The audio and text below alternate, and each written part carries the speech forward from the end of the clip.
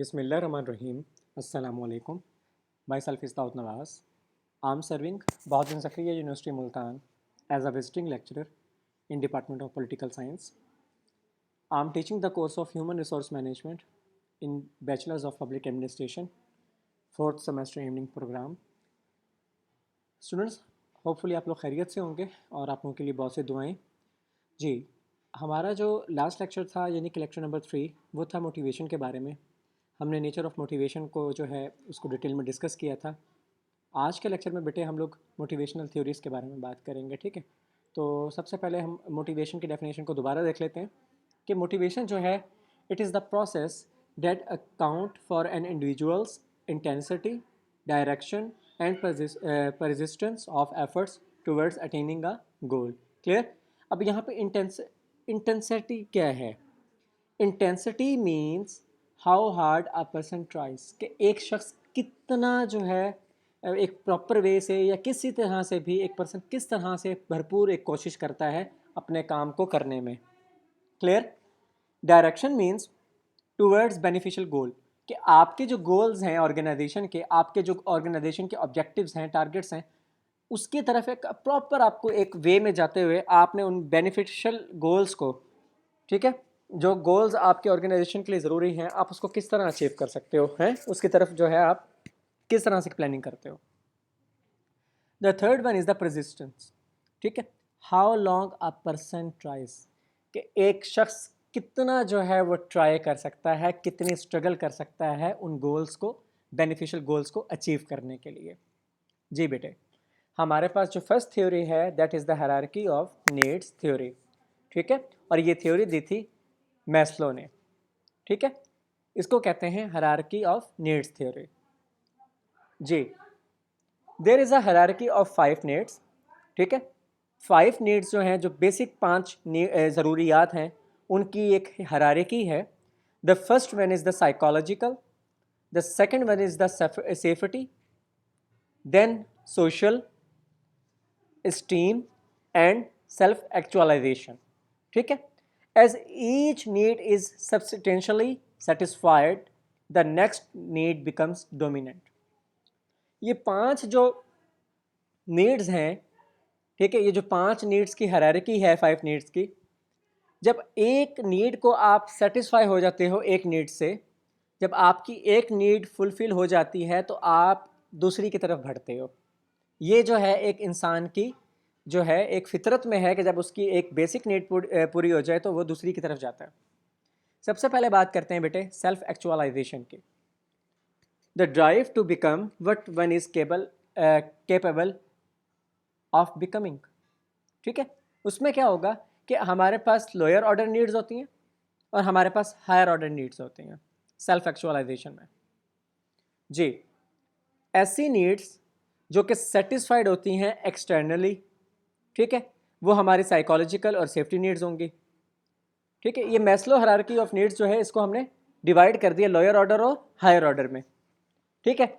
ऐसी नीड्स जो कि सेटिस्फाइड होंगी एक्सटर्नली वो साइकोलॉजिकल और सेफ्टी नीड्स होंगी, और ऐसी नीड्स जो कि हायर ऑर्डर नीड्स होंगी, ठीक है, तो ये जो सेटिस्फाइड होंगी ये नीड्स इंटरनली सेटिस्फाइड होंगी, आपको इंटरनली सेटिस्फाई कर रही होंगी, like social, like esteem needs, like self actualization needs, ठीक है। ये तीनों नीड्स जो हैं आपको इंटरनली सेटिस्फाइड कर रही होती हैं।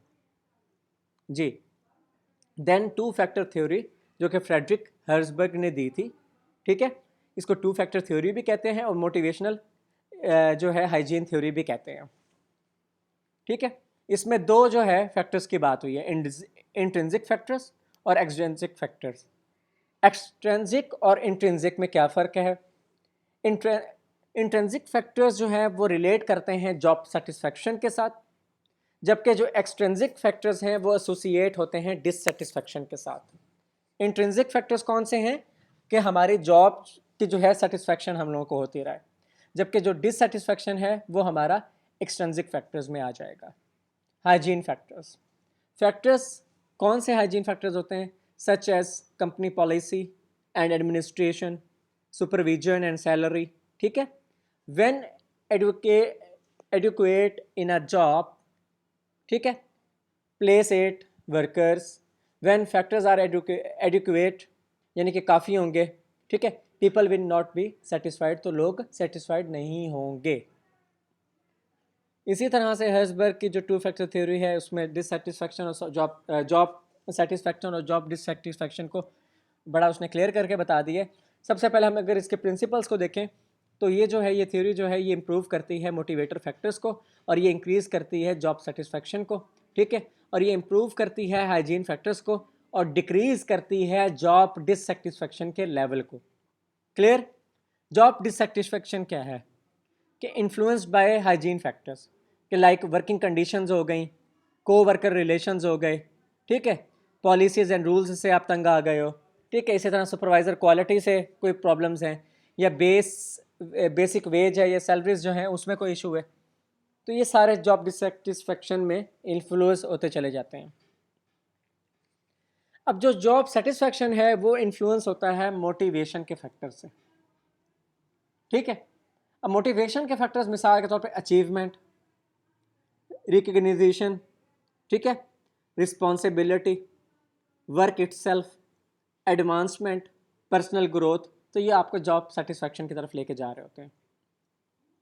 इसके दो व्यू में सेटिस्फैक्शन और डिससेटिस्फैक्शन जो कि हमने इसको डिस्कस कर लिया, और जो इसके जो ट्रेडिशनल व्यू है उसमें सेटिस्फैक्शन और डिससेटिस्फैक्शन है, ठीक है। जो हर्ट्ज़बर्ग का व्यू है वो है कि मोटिवेटर्स जो है वो दो तरह के होते हैं, उनमें सेटिस्फैक्शन होती है और नो सेटिस्फैक्शन होती है, जबकि जो हाइजीन फैक्टर्स है उसमें कहा जाता है कि नो डिससेटिस्फैक्शन और dissatisfaction. Critical analysis of Herzberg theory कि जो हर्ट्ज़बर्ग की थ्योरी थी उसमें क्या क्या क्रिटिकल एनालिसिस किया गया था कि any improvement in hygiene factors do not motivate workers, कि हाइजीन फैक्टर्स में जो भी इम्प्रूवमेंट होगी वो हमारे वर्कर्स को मोटिवेट नहीं करती, लेकिन their reduction below a certain level will dissatisfy them, मगर जो है उनकी रिडक्शन जो है एक सर्टेन लेवल से जो अगर वो बिलो हो जाएगी तो वहाँ पर वो डिससेटिस्फाई उनको वो करेगी। इसी तरह से जो ये मॉडल है हर्ट्ज़बर्ग का जो थ्योरी का मॉडल है, it is not applicable in all conditions, कि ये किसी भी तकरीबन तमाम कंडीशंस में ये एप्लीकेबल नहीं है। यहाँ पे जो है there is mixing up of both the factors in a job, ठीक है, जॉब के जो दोनों फैक्टर्स हैं वो दोनों यहाँ पे मिक्सअप हो रहे हैं, which can not be separated as intrinsic and extrinsic, ठीक है ना। इसी तरह से जो ये थ्योरी है, this theory was limited to the engineers and accountants, कि ये जो थ्योरी थी ये इंजीनियर्स और अकाउंटेंट्स तक जो थी लिमिटेड थी, ठीक है, कि जस्ट इंजीनियर्स को और अकाउंटेंट्स को ये उनकी नीड्स को जो है ये फुलफिल कर रही है। इसी तरह से the effect of hygiene and motivational factors में totally be reverse on some other categories of people, ठीक हो गया।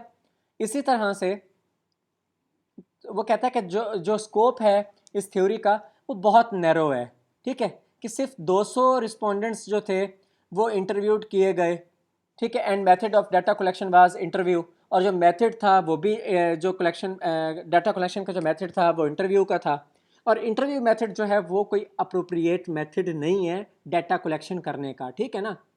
तो इससे क्या हुआ कि they were asked to report exceptionally good और एक्सेप्शनली बैड जॉब एक्सपीरियंस, तो उनको जस्ट यही कहा गया था कि आप लोग रिपोर्ट करो कि आपका जो है गुड या बैड जॉब एक्सपीरियंस क्या है।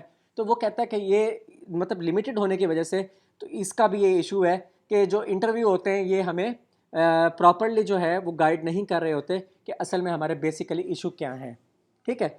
और ये जो थ्योरी है it does not emphasize much on pay status और इंटरपर्सनल रिलेशंस, ठीक है ना। इसी तरह से आपने खुद भी देखा है कि ये थ्योरी जो है ये मतलब सैलरी पे या एक स्टेटस पे एक किसी के मतलब एम्प्लॉयज़ के स्टेटस पे या इंटरपर्सनल रिलेशनशिप पर जो है ये इतने ज़्यादा जो है एम्फसाइज नहीं किया, ठीक है ना। तो ये जो है इसके क्रिटिसिज्म थी। इसी तरह से हमारे पास नेक्स्ट थ्योरी है इक्विटी थ्योरी।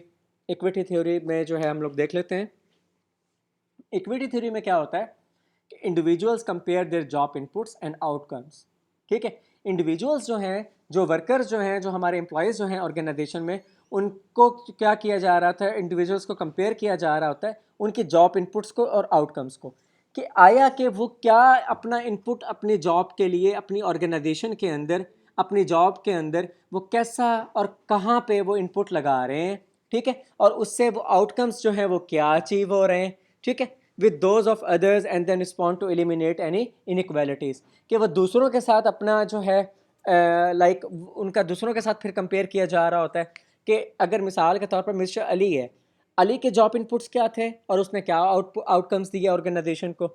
इसी तरह मिस्टर दाऊद है तो उसने अपनी जॉब के अंदर रहते हुए इनपुट्स क्या दिए या आउटकम्स क्या दिए। तो कंपेरिजन हो रहा है कि वहीं पे उसको कंपेयर किया जा रहा है इंडिविजुअल के जॉब इनपुट्स को और आउटकम्स को, ताकि एलिमिनेट कर सकें किसी भी किस्म की इनइक्वालिटी को। यहाँ पे हमारे पास रेफरेंट कंपैरिजंस होते हैं। आप सेल्फ इनसाइट के ज़रिए, आप सेल्फ आउटसाइड के ज़रिए, आप अदर इनसाइट के ज़रिए या अदर आउटसाइड के ज़रिए जो है कंपैरिजन कर रहे होते हो लोगों का। इसी तरह से आदम्स इक्विटी थ्योरी है जिसकी डायग्राम यहाँ पे बनी हुई है, और ये जॉब मोटिवेशन में बहुत ज़्यादा इस जो है आदम्स की जो इक्विटी थ्योरी है इसको प्रमोट किया जाता है।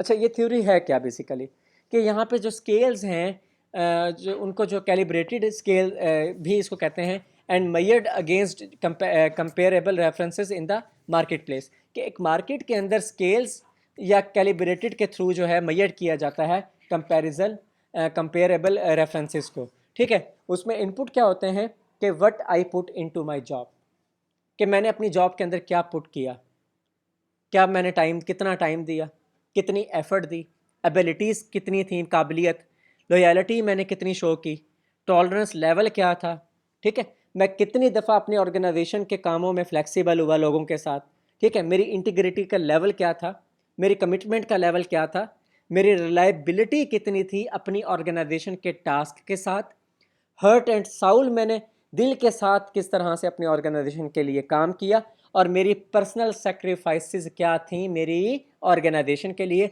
ये एक एम्प्लॉय के इनपुट होते हैं जो वो अपनी जॉब के लिए अपनी ऑर्गेनाइजेशन को दे रहा होता है। इसके बरक्स अगर हम कंपेयर करें तो हमारे पास आउटपुट्स हैं कि what I get from my job, कि मैंने अपनी जॉब से क्या हासिल किया, ठीक है, मुझे कितनी पे मिली, मुझे कितना बोनस मिला, मुझे कितने पर्क्स यानी कि बेनिफिट्स मिले, सिक्योरिटी मुझे दी गई मेरी जॉब के अंदर, क्या मेरी जॉब ने मुझे कोई पहचान दी, रिकग्नाइजेशन दी, ठीक है, कि मुझे इंटरेस्ट मुझे दिया, क्या मेरी डेवलपमेंट एंड ग्रोथ हुई उस पोस्ट के अंदर रहते हुए जिस पोस्ट पे मैं काम कर रहा था, क्या मेरी अच्छी रेपुटेशन है, क्या मेरी तारीफ़ की गई यानी कि प्रेस की गई, क्या मेरी रिस्पॉन्सिबिलिटीज़ को जो है उन्होंने जो है उसको एडमायर किया, क्या मुझे इन्जॉयमेंट का लेवल दिया गया। तो बेटे ये सारी की सारी चीज़ें इक्विटी में आ रही हैं और आप अपना कंपेयर कर रहे होते हो कि मैंने कितना इनपुट दिया और मुझे उससे क्या आउटपुट हासिल हुआ। जी, इक्विटी थ्योरी में हमारे पास choices for dealing with inequality, हमारे पास कुछ चॉइसेस होती हैं जो हम अपनी इनइक्वालिटी के साथ डील कर रहे होते हैं। मिसाल के तौर पर आप अपने इनपुट्स को चेंज कर दो, आउटकम्स को चेंज कर दो, ठीक है, चेंज परसेप्शंस ऑफ सेल्फ, ठीक है, परसेप्शन जो है उसको अपनी परसेप्शन को चेंज कर दो, अदर्स की परसेप्शन को चेंज कर दो। इसी तरह से choose a different referent person, ठीक है, या फिर आप ऐसा करो कि जॉब को क्विट कर दो या उस फील्ड को लेफ्ट कर दो।